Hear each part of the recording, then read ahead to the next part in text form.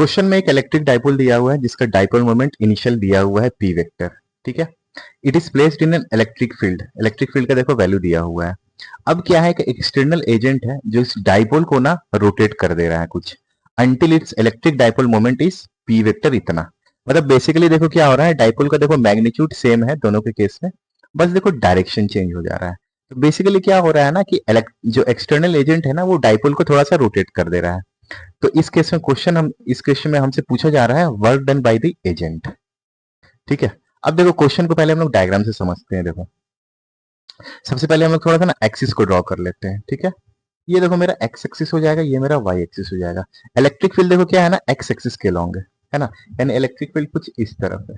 ठीक है, अब देखो डाइपोल जो है ना, डाइपोल इनिशियल देखो दिया हुआ है मैग्नीट्यूड और एक वेक्टर दिया हुआ है। ठीक है, तो बेसिकली हमको दिखना चाहिए कि ये जो डाइपोल है ना कुछ इस तरीके से होगा, इसका कुछ एक पर्टिकुलर डायरेक्शन ऐसा होगा। ठीक है, ये तुम्हारा पी वेक्टर हो गया। अब जो एक्सटर्नल एजेंट है ना, ये जो एक्सटर्नल एजेंट है ना, ये डाइपोल को ना रोटेट कर दे रहा है। रोटेट करके ना डाइपोल मान लो कुछ इस तरफ आ जा रहा है, क्योंकि देखो यहाँ पे एक्स कोऑर्डिनेट -3 है और वाई कोऑर्डिनेट 2 है, यानी x equal to -3, y equal to 2, कुछ इस तरफ। यानी डाइपोल बेसिकली रोटेट होकर कुछ ऐसा हो जा रहा है।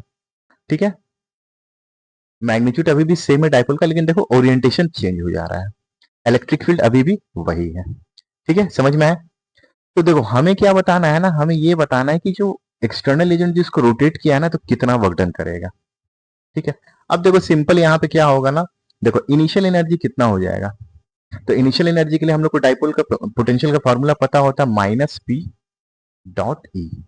ठीक है, इनिशियल एनर्जी निकालने के लिए पी और ई का जो करस्पॉन्डिंग वैल्यू हम लोग इसको सब्सटीट्यूट कर देते हैं यहाँ पे।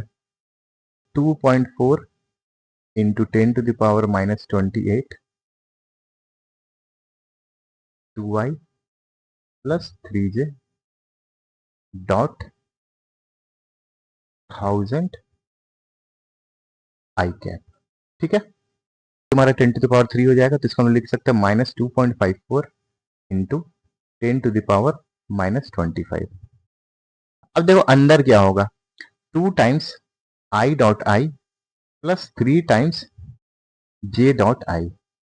अब देखो ये तुम्हें पता होना चाहिए कि आई डॉट आई का वैल्यू होता है 1, आई डॉट जे का वैल्यू हो जाता है 0, क्योंकि बेसिकली डॉट प्रोडक्ट है। और जो यूनिट वेक्टर होता है ना आई और जे, इन दोनों के बीच में एंगल होता है 90 डिग्री। तो आई डॉट जे का वैल्यू हमेशा 0 ही होगा। तो ये वाला जो टर्म है ना, इसको हम लोग 0 कर देते हैं।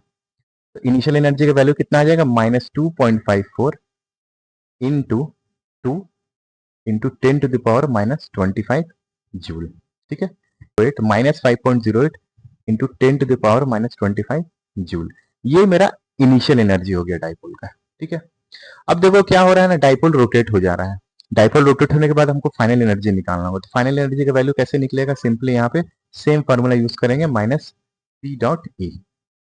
यहाँ पे फिर से वैल्यू सब्सटीट्यूट करेंगे, तो देखो पी वेक्टर का वैल्यू ये हो जा रहा है, तो यहाँ पे वैल्यू सब्सटीट्यूट करो, -2.54 इंटू 10⁻⁻28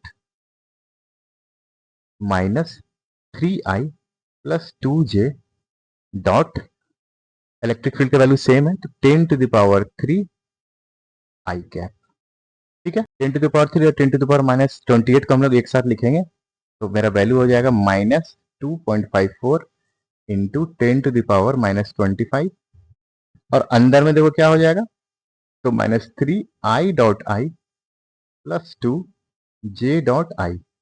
अब जैसे i डॉट जे 0 होता है ना, उसी तरीके से j डॉट आई का भी वैल्यू 0 ही हो जाएगा, तो ये वाला टर्म तुम्हारा हो जाएगा 0।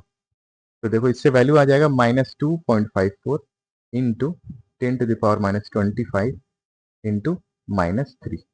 ठीक है, माइनस माइनस प्लस हो जाएगा, तो मल्टीप्लाई करने से देखो वैल्यू कितना आ जाएगा, 4 3 जा 2 12, 1 5 3 जा 15, 6 1 3 2 जा 6 7, 7.62 into 10⁻⁻25 joule.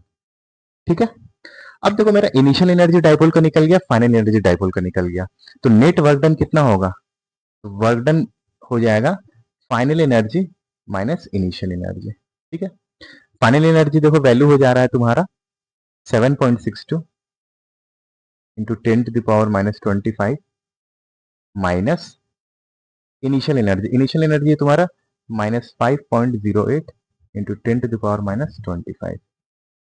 Minus minus bracket हटाओगे तो माइनस माइनस प्लस हो जाएगा। तो सिंपली हम लोग दोनों को जोड़ देंगे तो मेरा वैल्यू आ जाएगा 8 प्लस 2 0, 1 यहाँ आएगा, यहाँ पे सिंपली 7 हो जाएगा और 7 प्लस 12 तो 12.70 into 10 to the power minus 25 joule.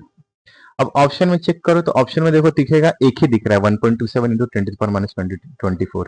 इसको वैसे भी अगर हम एक पॉइंट इधर ले जाएंगे तो इसका value 10 to the power minus 24 हो जाएगा। यानी मेरा करेक्ट आंसर हो जाएगा ऑप्शन नंबर बी। समझ में आया?